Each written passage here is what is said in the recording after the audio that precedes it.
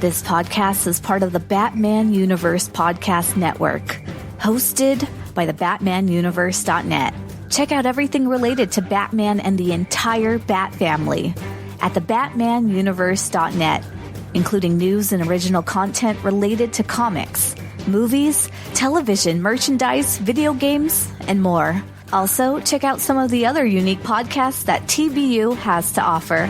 Consider supporting this podcast by becoming a patron on Patreon. Even $1 can go a long way in supporting this content that you enjoy.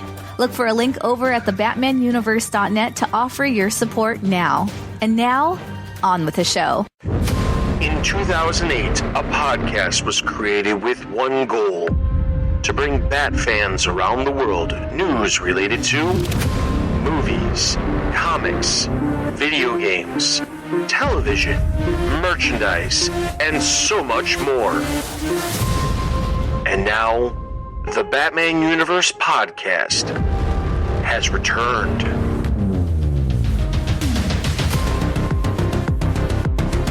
Hello everyone, welcome to the latest episode of the TBU Podcast. I'm Dustin. Joining me today is BJ and Scott. And first off, last week we did not have an episode. I apologize to all of you who are looking forward to an episode. I was not feeling great and a little preoccupied with work stuff, so did not get an episode last week. But looking at our download numbers over the past month, we have been doing very well.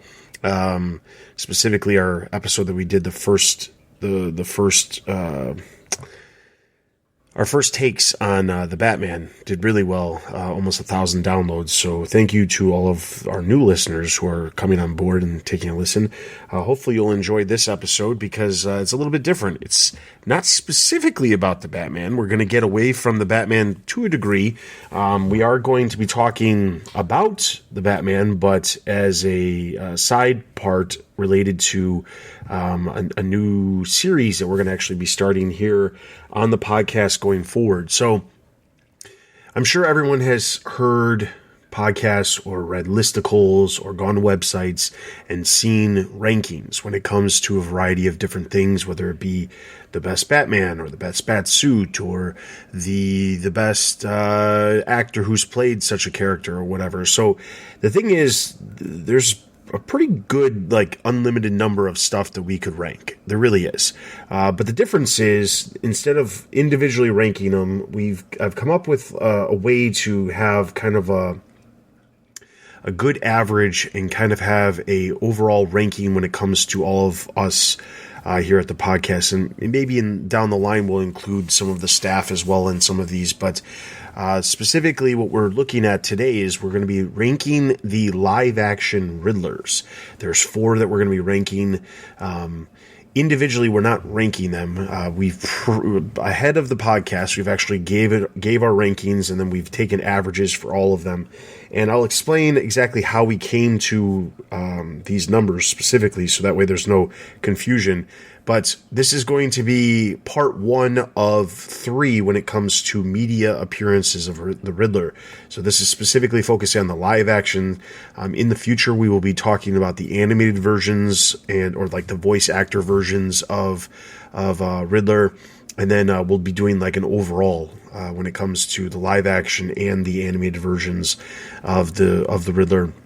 I say animated, but I also mean, like I said, voice actors. So that would include some of the more prominent roles when it comes to some of the video games, like the Arkham series and things like that.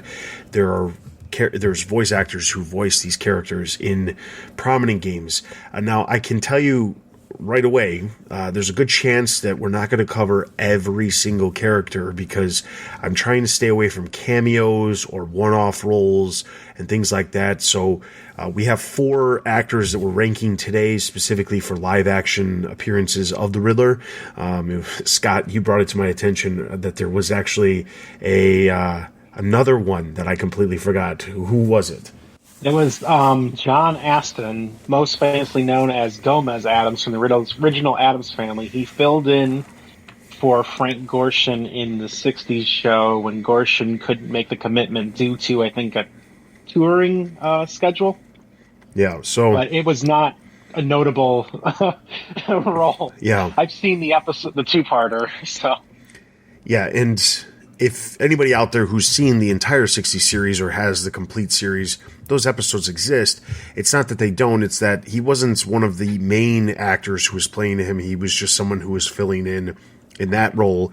But also, when we get to some other characters, it'll be interesting because, like, for example, they're doing some weird things with Poison Ivy. She was played by 3 different characters on Gotham. She was played by 2 different characters, or 2 different actresses on Batwoman. So it'll be a little bit difficult when it comes to that kind of stuff. But that being said, we're going to be doing Riddler. So this time we're going to be doing live action, and then not necessarily next week. We're not going to necessarily do these in a row, but we are going to group them together so that before we start a new ranking group of another character or something else, we're going to finish up the Riddler first. So look forward to future episodes ranking the voice actors who have voiced Riddler, and then the overall Riddler rankings in the near future, because I'm going to be trying to put those together where we do at least one a month, so that way within 3 months you get 3 episodes and then it wraps up, and then we can start a different one. And we'll obviously have plenty of other content that we'll be releasing in the meantime. News out there that broke today: HBO Max is actually going to be debuting The Batman a little bit earlier than originally anticipated. They were originally releasing it 45 days after it hit theaters, but they've moved it up a week. So it's going to be actually coming out a little bit earlier. So by the time you're listening to this, it's just a couple days away from it hitting HBO Max. For those of you who subscribe to it, you'll be able to watch it if you haven't, or you'll be able to watch it again if you have not, if you've already seen it. So there's that.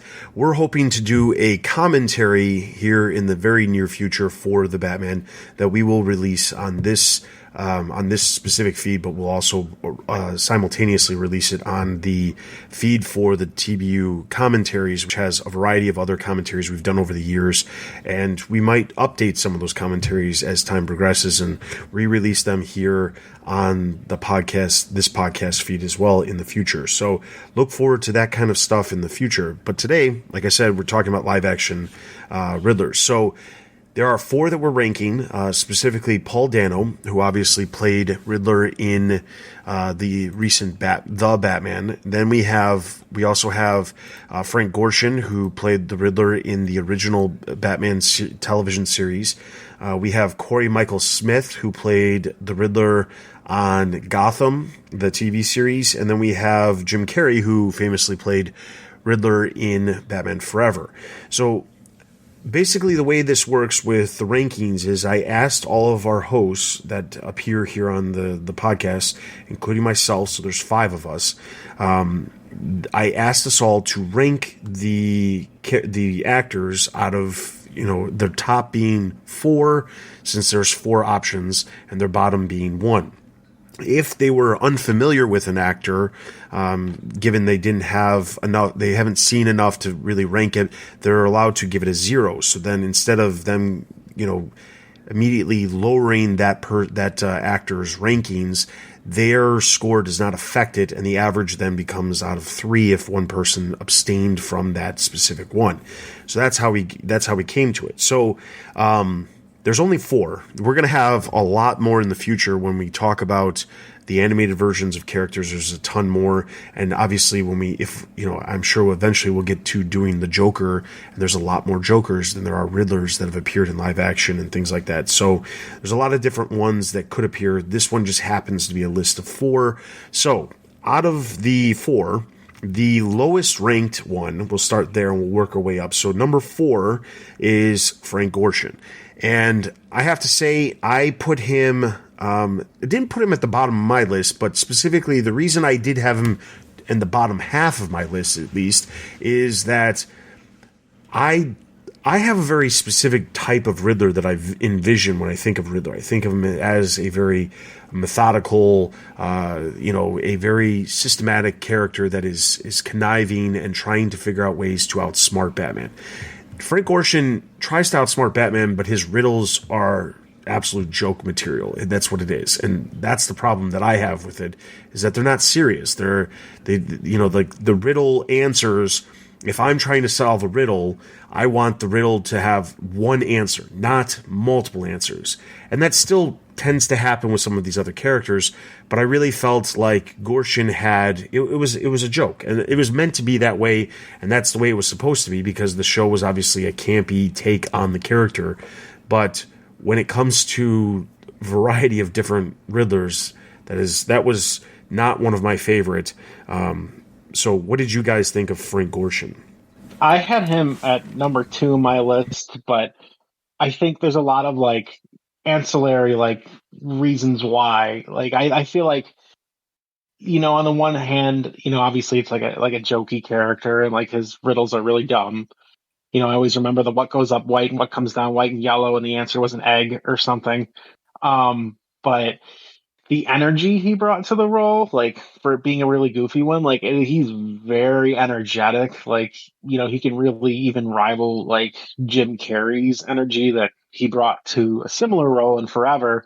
But I think the thing that like, gives him more weight and why, I kind of hold him a little higher is because I feel like Frank Gorshin's like probably one of the most important actors to portray in a Batman role, to really like make Batman what it is. Like obviously that show kind of left a bad taste in people's mouths for a couple decades, but for a lot of people who never read comics or anything, like that was their introduction to Batman. That was their introduction to Riddler. He was the most popular character at that time because of Frank Gorshin. Riddler's interest really rose, and that's what people wanted to see. And then, Frank Gorshin's turn also inspired other actors to sign up and, do the Batman show. Like, famously, the one I've seen articles about is Cesar Romero. Like, he was like, and then he saw Frank Gorshin. He's like, oh, that kind of looks like fun. And so he signed up to play the Joker. And so I feel like, again, like half of it is just like the energy and like the just, like you can see him sweat in some of the episodes. Like he's like acting so crazy. But that, and then, like I said, the importance, I feel like, is just something that I think should be taken note of. But, overall, I could totally see like where, other people are coming from. And like when they see like a Batman threat, like Frank Gorshin is probably not going to be your first pick. I do love the Frank Gorshin Riddler. Of the villains on that show, I think he's my favorite because he was the most memorable, really. Like his energy, like you said, where he could be cackling, laughing like a lunatic, but then he could also like bring it in real close, like serious, like when he's talking to his henchmen and the camera's tilted and it's all zoomed in on him and he's talking how he wants to take down Batman, and with the variety of ways. His riddles were dumb, but there's a lot of goofy things on that show that you have to let slide. It was the 60s. Like, I don't think Frank Gorshin would have been doing Paul Dano stuff with rat cages. But yeah, he's Riddler kind of. Do you really put Riddler in the fore? Because I think before that show, we hadn't seen him. He hadn't been in the comics for a while. If I remember correctly. Not that I was alive back then, but but he made the Riddler one of the top. He was like the top Batman villain for a while. He was in Superpower, Super Friends. He had all those action figures, and for a while that was like his mold of the Riddler was the Riddler we always saw. And that's absolutely right. The version of the Riddler, a lot of what we saw actually ended up becoming what the Riddler was best known for. The one thing that I will say is Frank Gorshin, he had his costume, I think his version of the character, and this is obviously has nothing to do with the actor that portrayed him, but the bowler hat and the question mark suit, I believe was the first time that ever popped up. I don't believe that was ever in the comics. I think it was just a leotard up until that point, which is the costume that Frank Gorshin is best known for. And that's personally my least favorite option when it comes to the Riddler costume. I like the bowler hat better, or the green suit, or even the question marks on the suit. And Gorshin had that, and that carried on, and I think that was adapted later on when the Riddler appeared in the comics, focusing on that to make him a little bit more serious and less campy by wearing the leotard that he was wearing in most instances. In, like you said, the animated series and the action figures that came out, they were all heavily focusing on that version of Riddler up until the 90s, when they redid it for Batman the Animated Series. It was kind of the turning point for the character to be taken in a different way, I think. Even when you look at the comics in the 80s, when the comics were getting a little bit more serious and a little bit darker toned, the Riddler wasn't really a character that anybody was really willing to want to mess with.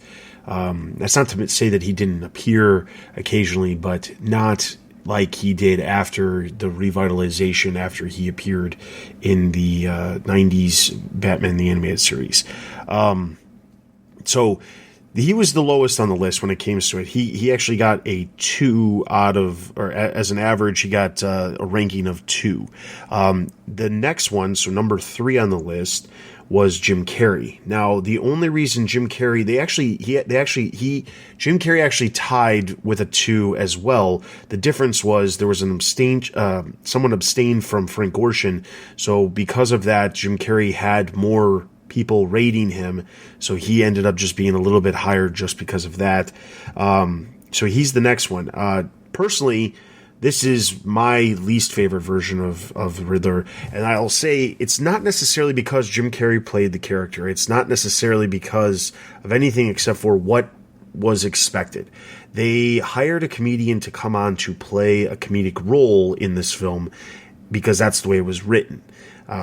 I don't look at Riddler and think to myself, this is a funny person at all. And that's exactly what they were going for when it came to Batman Forever. Jim Carrey was like Frank Gorshin amped up comedy to the extreme. The over exaggeration that Jim Carrey did when, with his physical humor and things like that, was just something that I was not looking forward to at all as I rewatched the film. He's actually one of the least interesting elements of that film, which already has not that many interesting elements to begin with. But Jim Carrey is not my favorite whatsoever, but he did get number 3 on our list of top Riddlers. What did you guys think of how do you guys feel about Jim Carrey? It's hard because now how I feel about him now is very different than how I felt about him when the movie came out. I was at that right age. I was a big Jim Carrey fan as a kid. So his turn at the Riddler was just another Jim Carrey role to me. There's very little difference other than maybe the costuming from his Riddler and his Ace Ventura or something, everything else he was doing around at the same time. So it kind of lives in my head as very much more Jim Carrey and less of him taking on a role or doing something outside of his norm.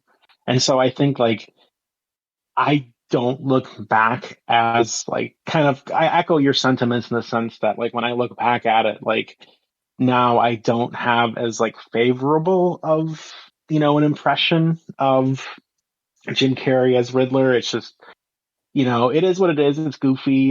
If you're in the right state of mind or the right age, it can be really fun, and I think it was also a really good vehicle for Joel Schumacher to show off his costume designer background skills. With Jim Carrey and the two mesh together very well.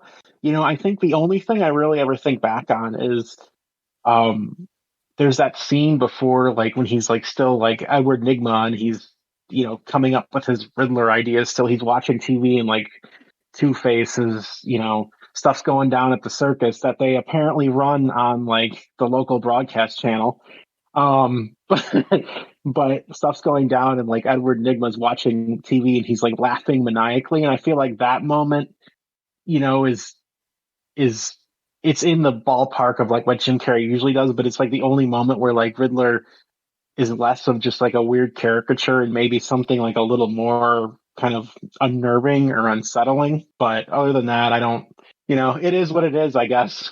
I have a soft spot for Batman Forever. I mean, that's one of the first Batman movies I remember. And Jim Carrey's Riddler, he is Gorshin on steroids, amped up.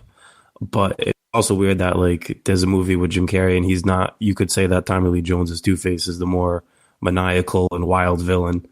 But he was hired to be Jim Carrey, and he was Jim Carrey the whole. And he really never brought like I said with Gorshin, how Gorshin brought in like his little serious moments where he was talking like quietly to himself before he would start laughing crazy. Like Jim Carrey's Riddler never really did that. He was kind of whacked out from the beginning when we saw him when he saw him with Bruce Wayne when he had his little contraption with the blender on top that could read to the TV. That was all. That I still don't get that plan, but I'll let it go. 8-year-old BJ really was into it, but he's Gorshin on steroids, and he did his part, I guess. I think ultimately, if he was basing his entire character off of Frank Gorshin just turning up the comedy, it works. That's not the version of the character that I like. I will say that Batman Forever was the first film that I saw that was a Batman film that really. What's the best way to put this? I had seen Batman Returns and Batman 1989 just randomly when I was younger. My aunt or somebody rented the film and we watched it at her house. But when it came to Batman Forever, I remember really being interested in watching it and seeing it and getting really obsessed with all the gadgets and things like that. So like the movie, as bad as it is, and as much as I will absolutely berate it, it does hold a special spot as well, because it was really the first film that I was like super interested in really getting to know Batman. But that being said, Jim Carrey, like I said earlier, he's the least favorite part, and that blender thing, absolutely. I didn't let it go, and I still don't want to let it go. I literally think about that all the time, about how horrible of a plot point that was, about how it's magically this thing that can send brainwaves, and how that was somehow supposed to be like the serious tone of Val Kilmer's Batman combined with like the absolute off the wall bonkers nature of Jim Carrey. It clashes so much. It's like someone told Val Kilmer, handed him a different script. He's acting based off of a more serious script, and then Jim Carrey walks in and films his scenes, and until they actually interact in those last sequences, they never actually have any idea that they're in two separate movies or something. It's ridiculous. To that point, though, there's a book I read. It's called $1 Billion Batman. It's about 10 years out of date now, but it goes through like the whole franchise and like the money behind it and studio stuff. Anyways, when they get to the Batman Forever chapter and about the making of that, it's interesting you say that, because there's a whole part of that book that's talking about, like, before Jim Carrey, like, it's famous, it's kind of known famously that they went to Robin Williams with like Forever to play Riddler. And, at least according to like the sources in this book, Robin Williams turned it down because he read the script and he thought it was too dark and too serious. So, like, maybe it's just like, different interpretations of the script, or someone pulled Jim Carrey aside and say like, hey, just do your thing. Yeah. But I will say, out of all like the Batman movies, Forever's probably one I quote the most and like all the time. And even yesterday to my wife, I said that line, that like my goal is to be Gotham's cleverest carbon-based life form. Carrey, Riddler's known for his cane, and he was pretty great with that cane. He was. That movie. I give it up to the cane work. Yes. All right, so moving on. Yeah, so moving on to number two. Number two, we've got Cory Michael Smith, who famously played Edward Nygma, and then eventually the Riddler in Gotham, the TV series. And interestingly, he was in the series for practically the entire series. And I want to be very clear, I ranked him actually at this spot. This is exactly where I ranked him.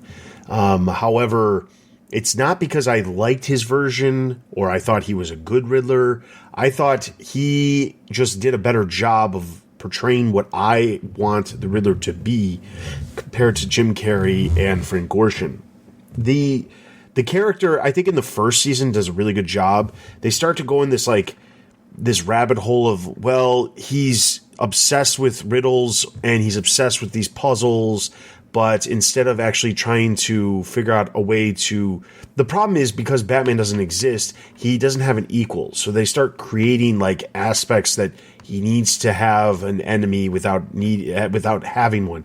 So they randomly create this like feud with Gordon that he's involved in. They create a feud with Leslie Tompkins that he's involved in, just for the sake of doing it, because as we know from that series, they had a hard time trying to figure out how to have these characters exist before Batman exists and have it make sense. And a lot of it didn't make sense.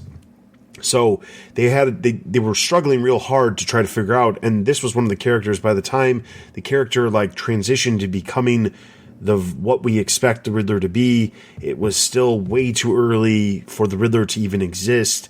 And then he had not a lot of options of other things he could do on the show other than just be this smart person that people come to for the intelligence aspect of planning and things like that. So to be clear, while I ranked him in this spot, and this is where he ended up with a 2.5 from the group, I will say it's not so much about the fact that the entire version of this character was great. I think it was just initially Cory Michael Smith did a great job of portraying the character the way I would hope the character is portrayed. I give him credit for, like, if I'm remembering right, I did watch all of Gotham, but my mind kind of blocked out a lot of it. But I give him credit for like straddling the line from being, I guess I hesitate to use the word zany, but between that and being more of like a serious, even a figure who occasionally you can have some sympathy for whatever's going on there. Though, on the same note, I do remember, I think they dropped it after a while, but I thought early on, like, he would like talk to himself in the mirror or see like this other vision of himself. And I had a hard time separating that from like the Willem Dafoe Green Goblin from the Spider-Man movies thing going on. So that's kind of where, like, I put him pretty low on my personal list, but I think a lot of it's just because of that, to where it didn't, I not to say they were copying, but I kind of associated the two a little bit. Maybe that was unfair of me, but that's kind of how I looked at it. Yeah, I didn't finish Gotham, sadly. Maybe I'll go back to it. But you're not missing from everything anything. From everything I hear that the Riddler and the guy who played the Penguin were kind of like the strong suits of the show. And I remember the first episode with Riddler, Nygma. He worked at GCPD and he had a coffee mug with a big green question mark on it, which was a little bit on the nose for foreshadowing, but that's pretty much all I remember. I remember he's a good actor, I guess, but maybe I'll finish one day. Honestly, I wouldn't waste your time. You'll be highly disappointed by the time you get to that 5th season. I did see the last looked up on YouTube, like the final scene when it's also there's horrible. Batman and he's wearing, I think he's got the green question mark jacket, right? Yeah. At the end. Yeah. Yeah. Penguin's got the purple hat. So I remember seeing that. All right. So then topping off the list is Paul Dano. This isn't really that big of a surprise, mostly because he's the one that's freshest in our minds, but also the version that is probably most true to the character that I think we most commonly associate Riddler when it comes to the comics. It'll be interesting to see what happens when we include some of the other versions of Riddler when it comes to the voice actors. But specifically talking about Paul Dano right now, I think everything about this character is what I would expect Riddler to be, up until there's the sequence at the very end of the film where he's just kind of like, hey guys, thanks for your support. I'm so glad that you guys are commenting and posting, and I'm so glad by this. And it kind of took away from like the intelligence aspect of the Riddler. Not that he's not. He still is. He's still planning. He's still plotting, and he's doing all of that. But it kind of like brought him down a peg, where it's like, and it's not. Honestly, it has nothing to do with him like having henchmen or anything like that. It's more of like just the way he actually was portrayed in that moment. It made him feel less about being smart and outsmarting Batman, or in his mind he was working with Batman to take down these corrupt individuals within Gotham City. It just took him down a peg. So that's the only part that I didn't like, but everything else was like spot on. You know, I would expect, like, it was a kind of a cool twist to see him be like, oh no, I wasn't trying to outsmart you. I was trying to help you because we were doing this together. And it was just like his way of trying to connect to Batman by saying, like, you're going to be as smart as I am to figure this stuff out. And because of that, we'll be able to do this together, and we don't need, you know, we're going to do this all by ourselves, just you and I together. That part of the entire version of the character was really cool. Not so much the last part, but I can look past the last part because I think there's going to be more to that character in the future, because they smartly did not just kill off the character like so many superhero films do nowadays. So I think, like, you know, trying not to like reiterate all the stuff we said in like our first impressions podcast or anything, but I think, you know, what stands out to me, you know, with Paul Dano's performance is, you know, in like all the other Riddlers we've talked about, for the most part, there's like a shtick or like a one note like trait, and that's what like the actors portraying them are known for, you know, and that's really what they bring to their performance. And Paul Dano's Riddler, you know, is very unpredictable, I guess would be the way to put it, in the sense that, like, you know, here's someone who's clearly going through some issues. You know, we see him do this breathing exercise when he's after he murders the mayor in the very beginning of the movie. And, you know, and then there's that whole thing where, you know, he's been leaving this trail of breadcrumbs with his clues for Batman. But, like, at the same time, you know, while he's orchestrating this whole massive, you know, plot, at the same time, he thinks Batman's, you know, and him are working together. And, you know, then he realizes maybe he gave Batman too much credit. So that kind of shows, like, you know, a flaw in his thinking and, like, his mental illness, you know. And it's interesting that you have a performance that really tries to embrace, like, a character with like a lot going on. You know, he's both like brilliant and hyper intelligent, but he's also got like something going on to where he, you know, genuinely belongs in like a mental hospital or something like Arkham.